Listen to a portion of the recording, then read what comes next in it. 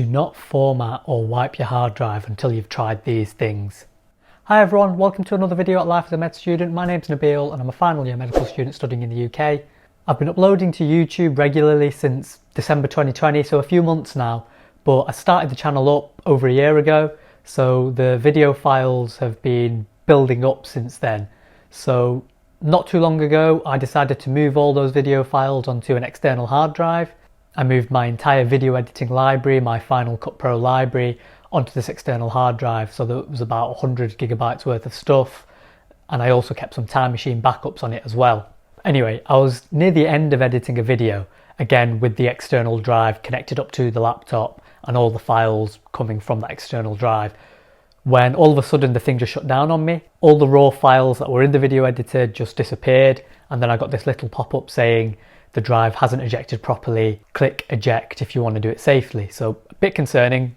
What I did was I disconnected the drive, put it back in, and nothing came up. There was no indication to say that it had been connected. So I went onto storage to see if I could see it there, and it could recognize a device, but it was like blanked out. I couldn't click on it, I couldn't get onto it. The drive wasn't mounted. And I'd had this issue come up in the past actually, even going back to my previous laptop. But I'd always put it down to it being the MacBook, the Apple product, that was being a bit glitchy. Do you know how Apple products sometimes don't like when you connect things that aren't other Apple devices to them?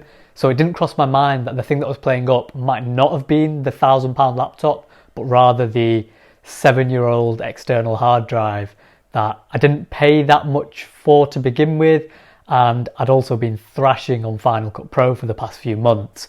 And all of its glitchiness might have been it trying to give me some kind of warning that it was about to die. So like I said, this problem has happened before, this issue has happened before. But at this point, I didn't think that the drive had actually died. Every time that I connected to it, even though the laptop wasn't recognizing it, the drive would wear up and the light on it would flash.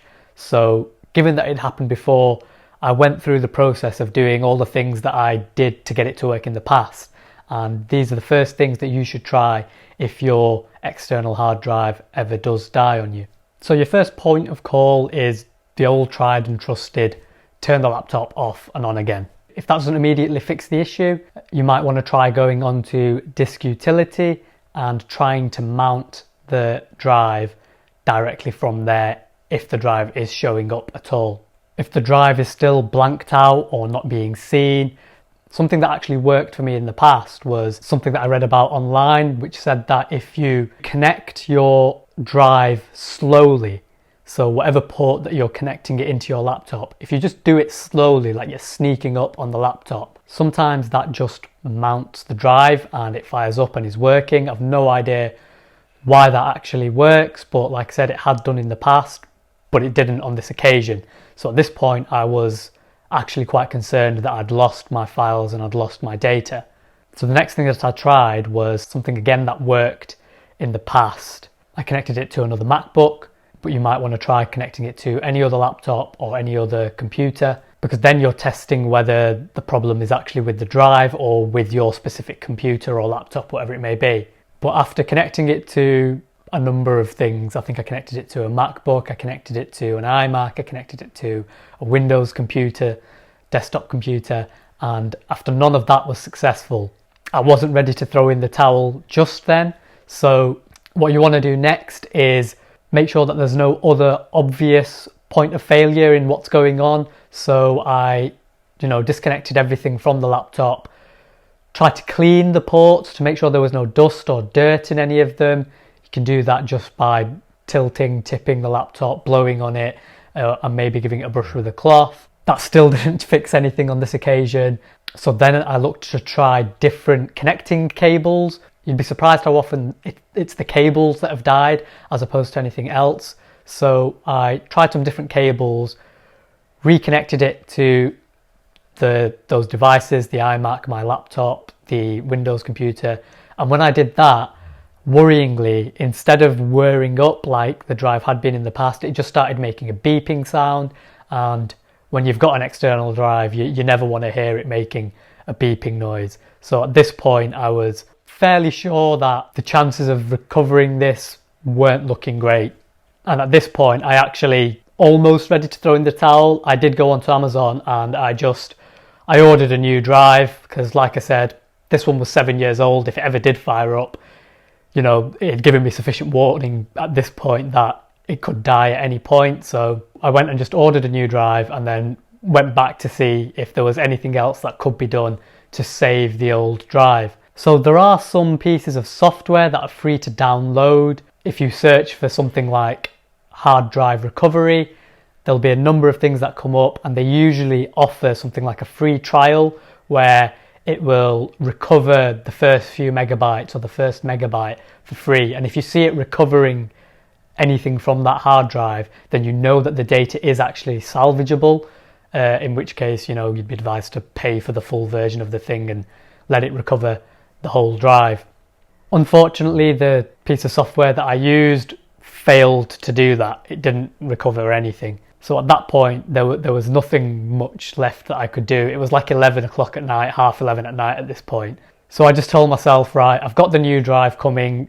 The only immediate thing that I have lost is the video that I had literally almost finished editing, and I'd just have to spend a couple of hours the next day redoing that. I wasn't distraught over losing the past video files, which is essentially just archive footage, and the Time Machine backups. I could always just re-back up my laptop onto the new drive that was coming. But my last piece of advice before you do throw the drive in the trash, give it a day or two. Just leave it, maybe even less, just overnight. The thing is, the drive that I'd been using, like I said, it was 7 years old. It wasn't anything fancy like a solid state drive. It was just a brand that I've never even heard of, and I'd been thrashing it with Final Cut Pro. And that particular day, I must have spent a few hours non-stop on it, with it whirring away. Maybe it had overheated, or it had just got tired of overuse. The following day, I resisted the temptation to just connect the thing up like first thing when I woke up. And I think probably about 3 or 4 p.m. the following evening, I reconnected the external drive, again doing it slowly, sneaking up on it, and it fired up. It fired up, it was recognised, it was mounted, and I was able to access all the data files on it. And the new drive that I'd ordered, which was a solid state drive, an SSD, and just an upgrade in general from that 7-year-old drive, I transferred everything over from there to the new drive as quickly as I could. I just, you know, who knew how long it would last, it would keep working for. So I transferred everything over, and I have now, after 7 years, decommissioned that old drive. It gave me plenty of warning to this point that actually it might be about to die and it's not a reliable thing to be using. So I'm probably a bit lucky in the fact that it did fire up again. But if I was to recap the things that you want to try, if you do have any issues with your drive, first up, restart your laptop, then try force mounting it on something like Disk Utility.